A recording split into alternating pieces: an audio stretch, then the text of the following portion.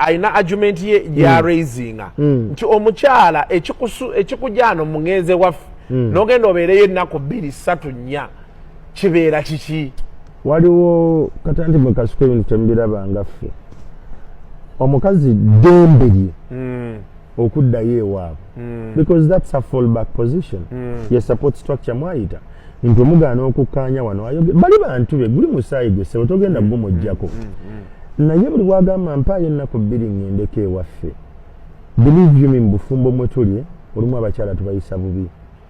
They need a place where they are appreciated, where they are celebrated, where they are loved. Abasajja bamu tetumanyi kulaga mukwano. We don't have a love language standard tetukirina tetukimanyi na kimanya. Naye nga ye bwagenda ewaabwe bagenda mubiita bagenda musuuta bagenda mwagala olumu yeetaaga okuvaako mu toxic environment ey'abalamu be nti balamu be babi nnyo bintu byamukola yeetaaga to unplug talina waasobola kuddukira okuggyako ng'agenze ewaabwe ezo ennaku 2 bino ebintu byaliwo okuva mu mirembe egyedda nti ne bannyaffe be baayombanga ne bakitafu ba ne bagaana okukkaanya mu kisenge eyo maama ng'agamba ssenga wange mulwadde ngenze mulabako era ewaka ne babagamba nti nyammwe yagenze kujjanjaba ssengaawe olumu n'agenda n'omwana asembayo kugamba akuwa okukakasa nti ŋŋenda kudda era bwe yatuukanga eri abazadde abo baali bagezi abaatuzaaliranga abakyali ennaku ezo ng'amanya nti eka kimukuttemu kati wano tebamuwa mirimu mingi bamuwummuza okitegeera kati the benefits bagamba tebamuwozesa ngoye bamanyi she's here to heal eyo support structure abafirika gye tulinamu gye batategeeranga nti mukyalo olumu bwagenda ewaabwe aba agenze kuwona by'omuyisaamu bingi ewakaawo so it is okay women need to have a break. It is very actually bw'aba talina baganda be nga talina nakigwe omwami nkusaba kwatayo akasente mugambe mukwano emitwalo gino 8 weekend eno genda check into any hotel relax olumu omuntu yeetaaga okubeerako awantu nga tebamusaba kino kiriwa twagala kino twetaaga kino gundi they need to be in a space where they're like I'm a diva and I allow them to unwind. So mukyalo muleka n'agenda era bwe yalinga akomawo ewaka bamusibiriranga emmere ne bamusibira enkoko ne bamusibira ebugga ne bamugaa bino bitwalire muko waffe era bwe yakomangawo essanyu lyabeeranga ewaka nti akomyewo ayagala ate naawe omwami mukyalo ebbanga lyamala nga taliwo otandika okulaba value ye era oga muntu akomye banna mbadde mbonaabona n'okunaaza obwana buno somehow you get relieved.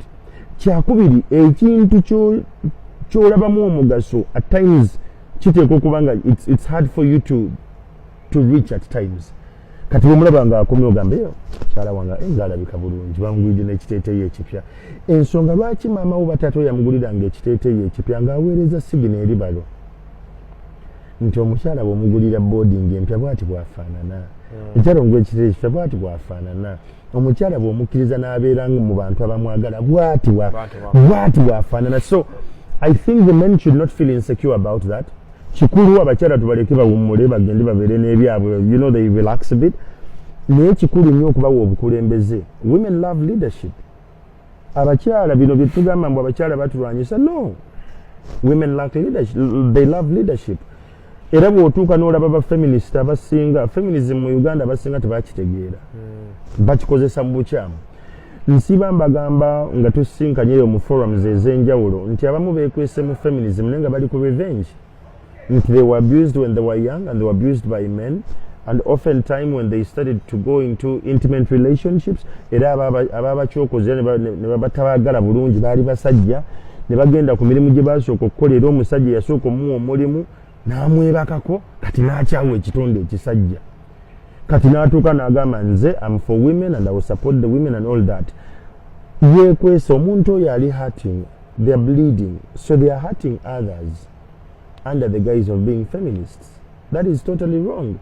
Feminism kwe kubeera nga okkiriza social equity nti omukyala abeera ku level y'emu n'omusajja nti kasuku ky'osobola okukola omukazi asobola okukikola even better. amaanyi ago ne tugasiiminga ne gabeera nga the grounds are level. That's what it means. It does not mean one gender over another. Nedda. It means these genders meeting.